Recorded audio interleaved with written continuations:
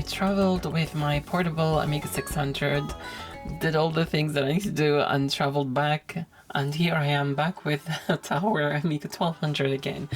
Now the last time I dealt with the power, just to recap, and I got this board which you can connect the Pico board into.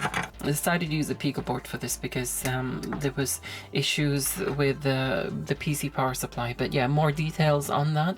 I will link the video in the description below. Let's fit it all together. Now one thing I noticed with this board here is that along with them came this little kit here. So I believe this is a housing, and this is exactly what we're going to need. So I'm glad it came with that. I didn't actually notice it initially. So let's figure these out because there's no instructions for this and how to do it.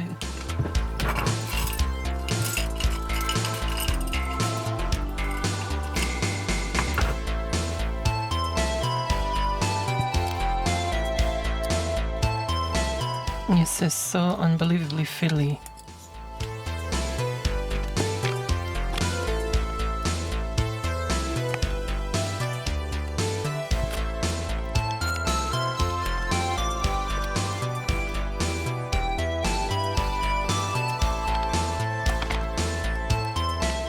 Okay, so we have an enclosure here for it. So very easily mountable inside the tower. It just feels like there's so much going on here and I'm trying to tackle it all at once. All different things. So let's try to tackle one thing at once and the power side of it first. So I just want to stick this over here. This power adapter. So once I've done that, I will deal with the IDE drives.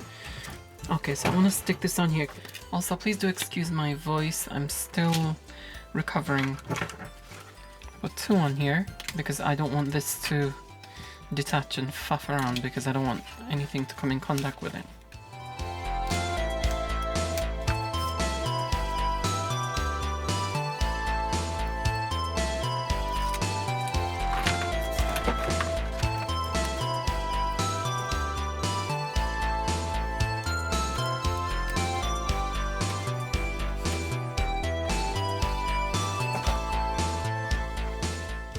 Okay, so the mixed audio output that comes from the top bay, that amplifier, so this mixes the CD audio as well as the Amiga audio together, and it's the controls at the front. Okay, so sorting through this mess, this chaos, I've got the power sorted for each of the drives. I've put that in now. These are just spare. So hopefully that is fine. This is for the LED lights. The Amiga power lights go into here. So that, let's keep that separate until we actually do that. Now, there's another thing which I'm gonna need, which is difficult to do externally because, well, there is no such available as far as I know. Ideally what would be good is a PCMCIA card extender, which allows you to put it at the back, as in like mount it at the back there, so you can insert PCMCIA cards either up here or down below on the one of the PCI slots. But since I don't have that, and since I mostly use the PCMCIA slot for transferring of files from SD card or CF card. Now this is an SD card extender. You know, put this in the SD card slot and you have this. So I can mount this at the back of the case of the tower. But the thing is, I only have a compact flash. Now I do have the compact flash adapter. Now I don't know where the compact flash adapter, the SD, the compact flash is at the moment. I've tried looking for it. It's somewhere safe. One of those places that's so safe you can't find it. Anyway, so when you put that into the side of the adapter, you have to slot it in this way, so there is no way for this to, you know what I mean? You cannot actually insert it and put it down in there. So I cannot use this. I've had to actually order the actual PCMCIA to SD card, so I can then put it in at the back like that. So hopefully my order from RetroReady.1 is going to be coming soon, probably tomorrow or day after. So I'll deal with that side of things when that arrives. But for now, I'll deal with everything else. So that is the power LEDs and everything. This is the keyboard, the external keyboard. Again, back in the series, I dealt with the keyboard and all the details that are there. I'll link in the description below. In fact, I'll link to the playlist. There's an entire playlist on the Amiga 1200 tower. I will link that. Also, I'm on Instagram right now. I've resisted it for many years. I don't know why. I think it just too many social media platforms, but it's a bit unique in the sense that it's just photo based. So I do all the behind the scenes footage and photographs on Instagram. So yeah, the link is below to my Instagram. Somebody asked me, why am I using Molex connectors? Well, it's old hardware, and modern PSUs just only have one Molex plug. All these CD-ROMs, hard drive, CD-ROMs, and the zip drive all have Molex connectors, so that's why I need it. So I'm just answering whatever kind of questions I can remember people have asked in the comments throughout this series. Oh, another question was, how am I connecting DF1? Well, the DF0 and the Gotek are connecting obviously to the internal. I know I could connect also DF1 using this, if I had the cable, but actually I'm just using the external I'm on about the external disk drive circuit, which normally you connect to Gotek.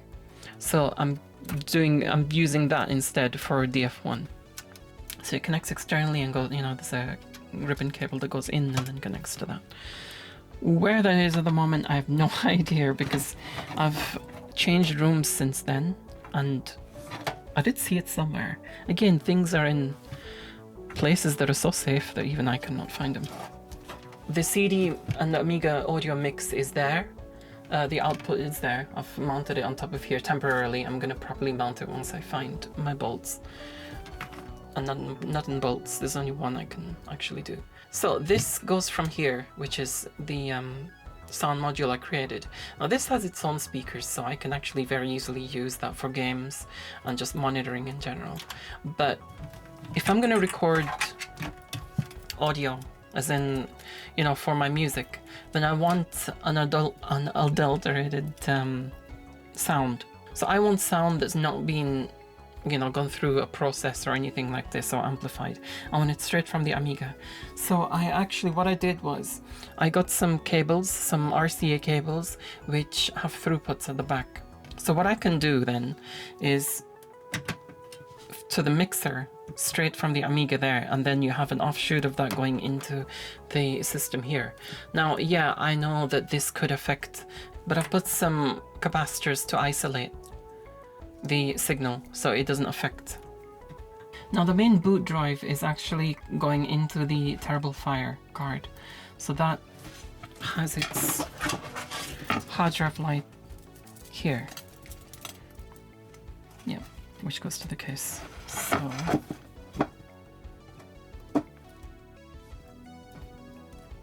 So reset switch, the reset signal is here. No, this is going to reach all the way down there. But once it's installed, it's not going to have that much. It's obviously going to have some slack in the cable. Quite a lot of slack actually once it's in there. Now I want to connect the turbo LED to something. It's the actual DFO. I call it DFO, but not DF0, but who cares? I've called it DFO all my life. So that goes to the turbo. So this goes into the floppy port. I'm gonna have to bring that forward. And then of course this is the IDE, because it connects the other 4 drives, which are the DVD and CD-ROM drive, the zip drive, and the internal hard drive. Now I haven't put power to that hard drive just yet, because I want to make sure everything is fine before I power that on. The reason why I'm putting a hard drive in there, because I just kind of miss that sound firing up and the crunching sound, so I'll just use it as file backups and stuff like that, because obviously everything I've got on the SD card. But maybe once I get the fill out of it, I'll disconnect it, but I don't know, maybe I'll keep it, because I how it was back in the day, wasn't it? Oh yeah, of course. I need to connect the Intellivision AGA ribbon cable here as well. You know what, reset switch, let's just take that off for now. And all I'm doing here is looking at the order of the colors on this, because this is an extender. Then it's green, blue, and then purple. So that's the keyboard connected. Again, this is not a tutorial, little disclaimer here. I don't want people just to blindly follow me. I want you to do your own research and make sure you have everything, all the information you have before doing this yourselves. Okay, so let's connect the Eyetech buffered ID interface in here and the reset and mount this, oh, of course, floppy drive.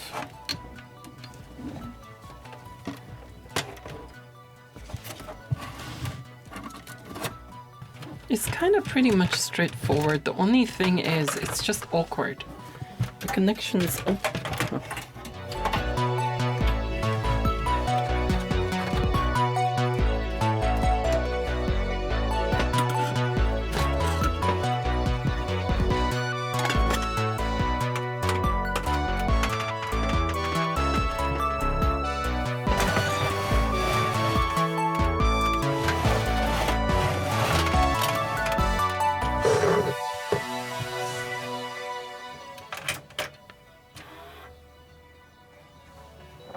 Okay, good sign.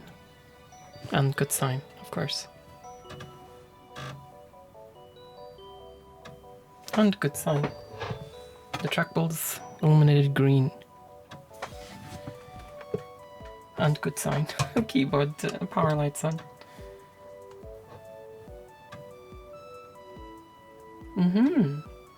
So does this mean everything's working? Hold on. Let me sort out the aspect ratio here. It's to do with the screen, not the... There we go. Hello. My beautiful main setup that I love. Let's first test... sorry, let's right click. My mistake.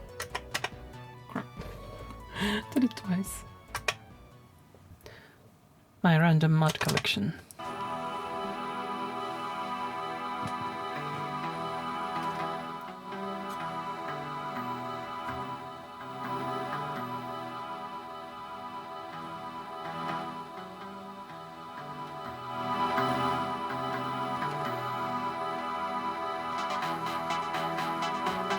Everything seems to be working beautifully.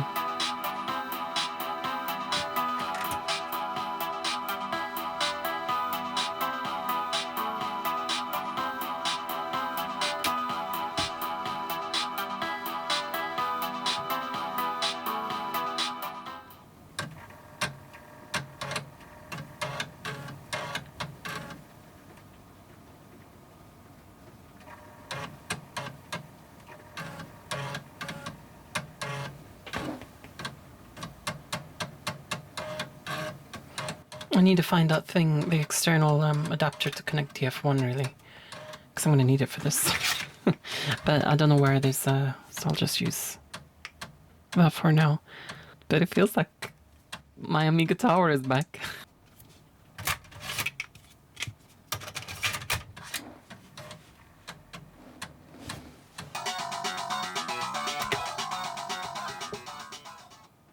Okay, I've got this huge urge to play Mega Ball on this trackball. It's the Next Ball Arcade. It's for the Spectrum Next, but it's using a PS2 adapter. I've connected it to my Amiga. Okay, this is good.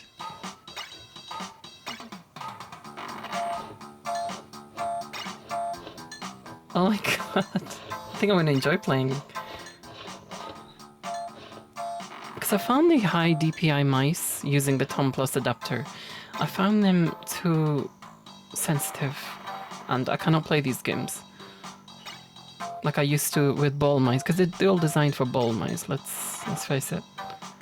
And this is the first thing that I've come across that has that same feeling.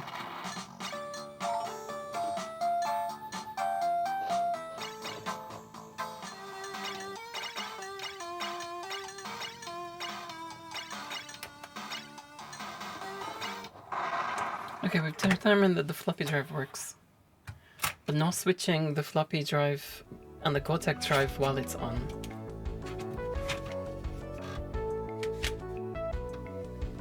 So let's check CDs now. Okay, so the first CD that came across in this room is Amiga set 2.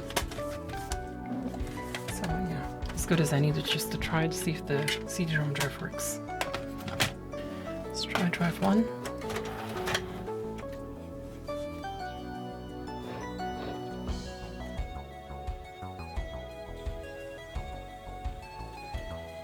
Yeah, perfect.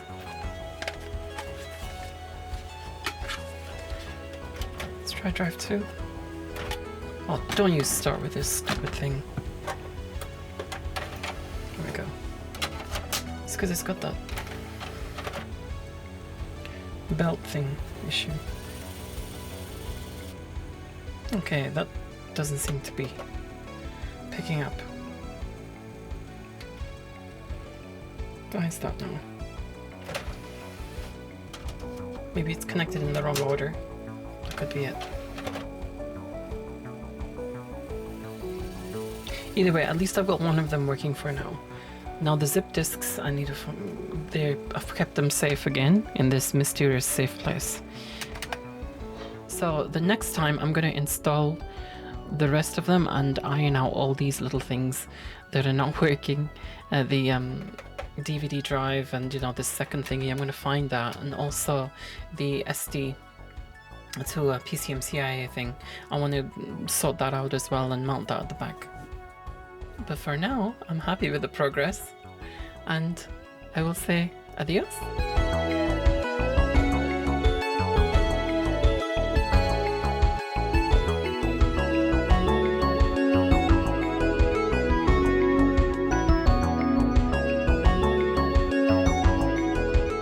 A very special thank you to my top tier patrons: Rich Garbett, Axel Dominator, Jason Marison, Corey Ostman, Mark Bosak, and Monochrom Minako.